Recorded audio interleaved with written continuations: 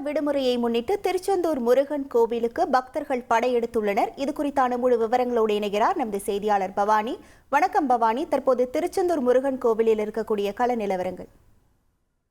கண்டிப்பாக முருகனின் அறுபடை வீடுகளில் இரண்டாம் படை வீடான திருச்செந்தூர் சுப்பிரமணிய சுவாமி திருக்கோவிலுக்கு தினந்தோறும் ஏராளமான பக்தர்கள் வருகை தருவாங்க.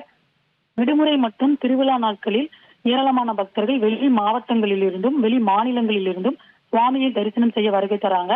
இந்த நிலையில் இன்று ஆருத்ரா தரிசனம், பௌர்ணமி மற்றும் பொங்கல் பண்டிகை தொடர் விடுமுறையை முன்னிட்டு பல்வேறு மாவட்டங்களில் இருந்தும் மாநிலங்களில் இருந்தும் நேற்று முதலே ஏராளமான பக்தர்கள் திருச்செந்தூர் முருகன் கோவிலில் தரிசனம் செய்ய வருகை தந்த வண்ணம் இருக்கின்றனர்.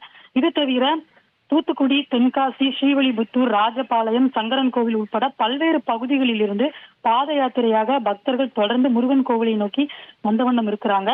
மேலும் இன்று ஆருத்ரா தரிசனத்தை முன்னிட்டு கோவில் நடை காலை 2 மணிக்கு திறக்கப்பட்டு 2:30 மணிக்கு விஸ்வரூப தரிசனமும் 3 மணிக்கு உதயமார்த்தாண்ட அபிஷேகமும் தொடர்ந்து மற்ற கால பூஜைகளும் சிறப்பாக நடைபெற்று வருகிறது. அதிகாலை 5 மணிக்கு நடராஜருக்கு சிறப்பு அபிஷேகம் மற்றும் பூஜைகளும் நடைபெற்றது. இதை முன்னிட்டு அதிகாலை முதலே கோவில் முன்புள்ள கடற்கரையில் புனித நீராடி நாளை கிணற்றில் குடித்துவிட்டு குடும்பத்துடன் நீண்ட வரிசையில் நின்று ஏராளமான பக்தர்கள் சுவாமி தரிசனம் செய்து வருகின்றனர். அது நேரடி காட்சிகளை தான் நாம் தற்போது பார்த்து கொண்டிருக்கின்றோம்.